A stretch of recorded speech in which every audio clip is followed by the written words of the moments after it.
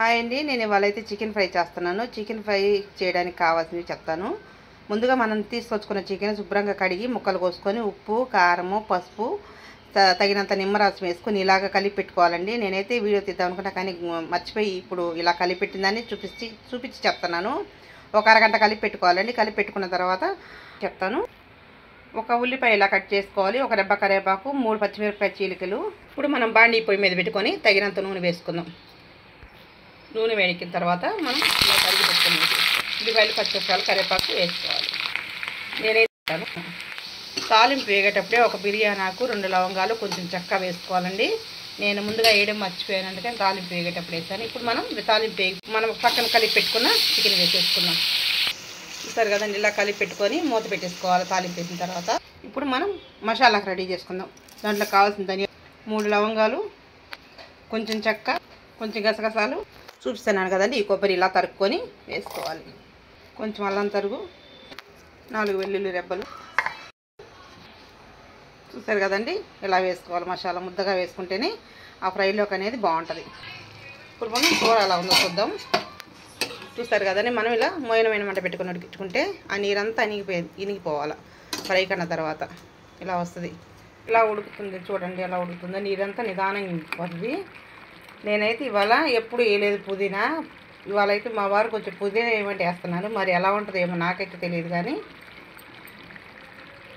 ఇవాళ దీని టేస్ట్ చూడాలి. పుదీనా ఇదే ఫస్ట్ టైం అండి నేనైతే పుదీనా వేయడము. దీంట్లో మామూలుగా అయితే కొత్తిమీర వేస్తారు కూర అంతా అయిపోయిన తర్వాత. సరే అని చెప్పేసి ఇవాళ ట్రై చేసిన, ఎలా ఉంటుందో చూద్దాం. నీళ్ళు వేయకపోయినా కానీ ఎందుకు ఇన్ని నీళ్ళు వస్తాయో నాకు అర్థం కాదు. అసలు ఒక చుక్క కూడా నీళ్ళు ఏం తాలింపేసి మూత పెట్టేసేస్తే చూడండి ఎన్ని నీళ్ళు పడతాయో. ఈ నీరన్నీ ఇనిగిపోవాలి. ఇనిగిపోతేనే కానీ మసాలా వేసుకుంటే టేస్ట్ రాదండి. నేను ముందుగా అవన్నీ ఎందుకు కలిపి పెడతానంటే నీరు సోసన పోవడానికి కలిపి పెడతానండి. ఉప్పు, కారం, పసుపు, నిమ్మరసం వేసేది ఎందుకంటే నీరు సోసన రాకుండా ముక్క కూడా బాగుంటుందంట. అందుకని వేసి కలిపి పెట్టేసేసి ఇలా తాలింపేస్తాను.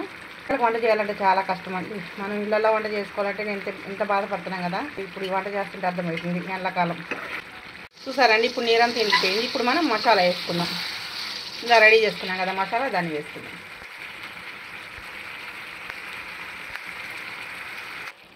నేనైతే ఇలాంటి మసాలా వేస్తానండి. మా అమ్మమ్మ, మా వాళ్ళందరూ ఇదే వేస్తారు కాబట్టి నాకు ఇదే అలవాటైంది. ఈ మసాలా నేను ఈ మసాలానే వేస్తాను. మా అమ్మమ్మల వంటలండి. ఇలా కలపెట్టేసుకొని ఒక 5 నిమిషాలు మూత పెట్టేసుకోవాలా. మసాలానే ఉడకాలి కాబట్టి ఒక 5 నిమిషాలు మూత పెట్టేస్తే సిమ్లో పెట్టేసి నిదానంగా ఉడుకుద్ది మసాలా. ఇప్పుడు మనం మూత పెట్టి ఒక 5 నిమిషాలు మసాలా ఉడికించుకుందాం. చూసారు కదండి, మసాలా వేసిన తర్వాత ఎలా వచ్చిందో ఇలా వస్తుందండి శుభ్రంగా. 5 నిమిషాలు అయిపోయిన తర్వాత ఇలా ఇంక మనం కొత్తిమీర వేసేసుకోవడమే. చూసారు కదండి, నోరు ఊరించే మా చికెన్ ఫ్రై ఎలా ఉందో మీరు చేసి చూడండి. నేను చేసిన విధానం ఇప్పుడు వీడియో పెడతాను. అన్ని సరిపడలే చూసి ఆటేసుకొని ఇంకా కొత్తిమీర వేసుకోవడమేనండి. అయిపోయింది, ఇంకా కొత్తిమీర వేసేసిన. చూసారు కదండి, అయిపోయింది. చికెన్ ఫ్రై రెడీ అయిపోయింది. మసాలా వేసిన తర్వాత 5 నిమిషాలు ఇలా ఉడికించుకోవాలి. మసాలా పచ్చివాసన పోవడం కోసం మసాలా వేసిన తర్వాత మేమైతే ఇలాగే చేసుకుంటాం. మా అమ్మమ్మ ఎలా చేస్తుందో నేను అలాగే చేస్తాను. మసాలా అయితే మాత్రం ఇంకా రెడీ అయిపోయిందండి. మేము చేసిన విధానం నచ్చితే కన్నా లైక్ చేయండి, సబ్స్క్రైబ్ చేసుకోండి, షేర్ చేయండి. మమ్మల్ని ఇలాగే ఆదరించండి. Thank you.